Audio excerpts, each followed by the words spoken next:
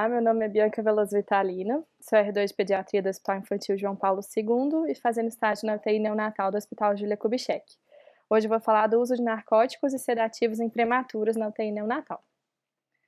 O artigo utilizado foi esse aqui, que fala justamente do uso de narcóticos e sedativos em pré-termos do The Journal of Pediatrics. Ele foi de 2016 e o que ele queria enfatizar mesmo era a questão de porcentagem de uso de sedativos e narcóticos nas UTIs neonatais do Canadá. Então, ele começa introduzindo que, assim, na UTI neonatal existe um ambiente muito estressante para os pré-termos, né?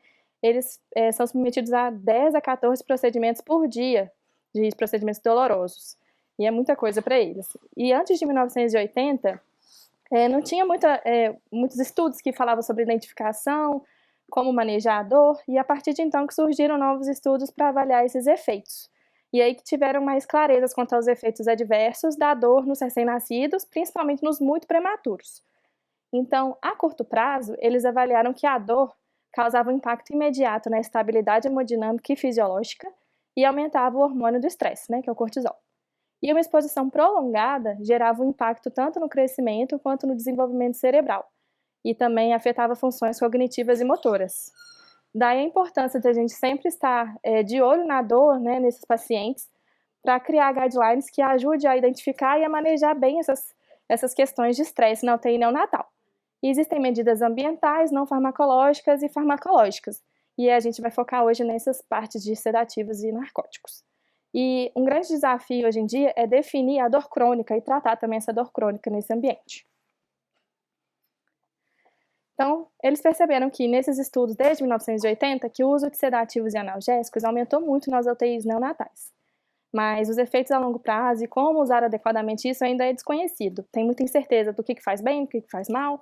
E o estudo europeu recente avaliou que a frequência de uso dessas medicações nas UTIs da Europa, avaliaram assim 18 países, 250 UTIs neonatais, variava de 0 a 100% de uso. Então, assim, era uma variação muito grande.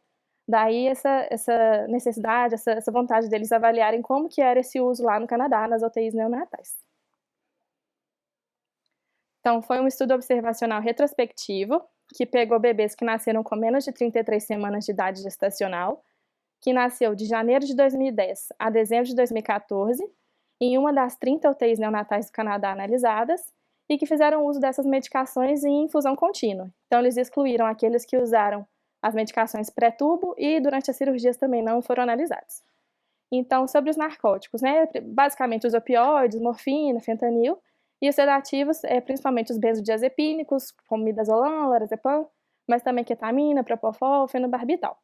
E eles pegaram características dos recém-nascidos que usaram esses sedativos opioides, mas não coletaram assim, quais drogas especificamente, qual foi a indicação e o tempo de uso. Então, eles dividiram em 4 grupos: os que usaram narcóticos, os que usaram sedativos, os que usaram ou narcóticos ou sedativos, ou os dois, e os que não usaram nada disso. Então, eles chegaram a 20.744 bebês, viram que 23% usaram narcóticos, 17% usaram sedativos, e que usaram ou um ou outro ou os dois foram 29%. E eles perceberam que, ao longo dos 5 anos de estudo, houve uma redução assim, significativamente relevante no uso de narcóticos, que foi de 24% para 22%, e que usaram um ou outro ou os dois foi de 31% para 27%. Não houve redução significativa em relação aos sedativos isoladamente. Quanto às características dos recém-nascidos, eles viram que aqueles que não usaram nenhum nem outro tinham idade gestacional maior, peso de nascimento maior, o score de gravidade também de doença era menor, então eram bebês menos graves, tinham menos complicações neonatais, eram menos ventilados, tinham menos cirurgias, usavam menos corticoide, menos sepse. A única coisa que não fez muita diferença foi a hipotermia, que era parecido quem usou e quem não usou. E em relação ao uso dentro das UTIs neonatais, houve uma diferença muito grande também, de 3% a 41% de narcóticos e de 2% a 48% de sedativos. Então, a variação entre as UTIs era também grande, igual no estudo europeu. Então, assim, eles perceberam que mais de 1/4 dos recém-nascidos, que abaixo de 33 semanas, eram expostos a esse tipo de medicação, tinha uma grande variação entre os locais de estudo, o que mostra que existe muita incerteza de como usar. E o estudo de 20 anos atrás mostrou que hoje tem uma exposição maior do que antigamente. Hoje 29% usam, né, e antigamente tinha uma relação de 21%. Existem terapias não farmacológicas também, além desses sedativos e tudo, como a solução glicosada, a sucção não nutritiva, esse casulo, que seria deixar o bebê bem acolhidinho assim, na manta, o método canguru, reduzir sons, tudo isso. Em relação aos opioides, principalmente os mais usados, né, são morfina e fentanil, são muito usados em infusão contínua ou de forma intermitente na dor aguda. Quando a gente está falando de intubados ou uma dor mais crônica, procedimentos importantes assim para a vida do bebê, o uso é controverso, mas na dor pós-operatória tem muita boa evidência de uso. Mas existe uma grande preocupação em relação ao impacto no desenvolvimento cerebral disso. Então, eles analisaram 3 estudos que viram como que funciona o opioide nos recém-nascidos que estavam intubados. Em um dos estudos, viram que a curto prazo não tinha diferença na mortalidade nem na duração de ventilação. Em outro, também afirmava que não tinha relação em morte, e nem na ocorrência de hemorragia periintraventricular, nem na leucomalácia. E a longo prazo, um dos estudos falava de resultados conflitantes, que não tinha diferença no QI, na inteligência.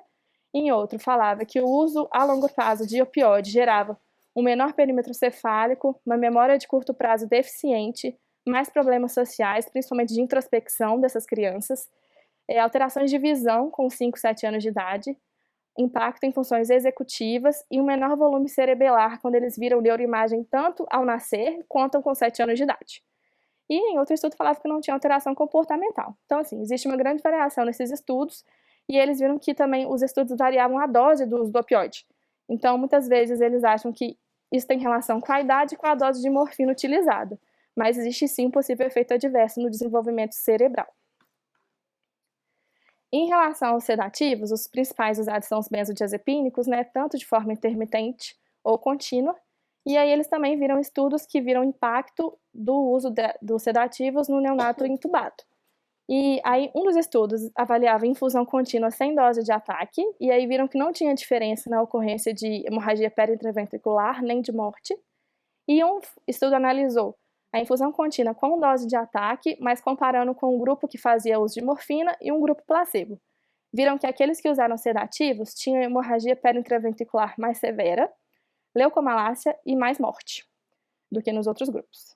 Então, assim, resumindo, não tem muita evidência consolidada quanto ao impacto no neurodesenvolvimento a longo prazo, mas estudos recentes sugerem que existem sim efeitos prejudiciais. Um deles viu que o midazolam prejudica o desenvolvimento do hipocampo e o desenvolvimento funcional, e um estudo com animais viram que existe uma neuroapoptose difusa e supressão da neurogênese naqueles animais que eram expostos a sedativo recente, assim, precoce. Então, concluindo, a exposição aos narcóticos sedativos nos prematuros é muito comum nas UTIs neonatais, mas também muito variável. Mesmo com toda essa preocupação do efeito adverso, mesmo sem saber dos benefícios, malefícios certinho. E pouca mudança foi vista, né, nos 5 anos de estudo, que mostra que as poucas evidências que existem não foram capazes de modificar isso na prática. Os neonatos expostos são aqueles que têm menor idade gestacional, doenças mais severas, menor peso de nascimento, e um dos grandes fatores que atua nisso é ventilação mecânica e cirurgia. Esses expostos são mais sujeitos a isso.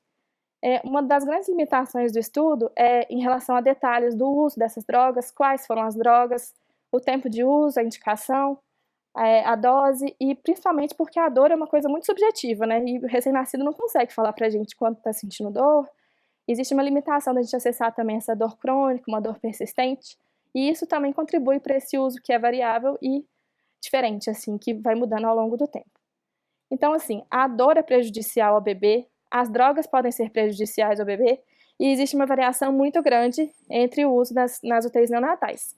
Tudo isso indica que mais pesquisas são necessárias, né, para a gente identificar melhor essas dores e implementar melhor o uso adequado das medicações nas UTIs neonatais. É isso. Obrigada.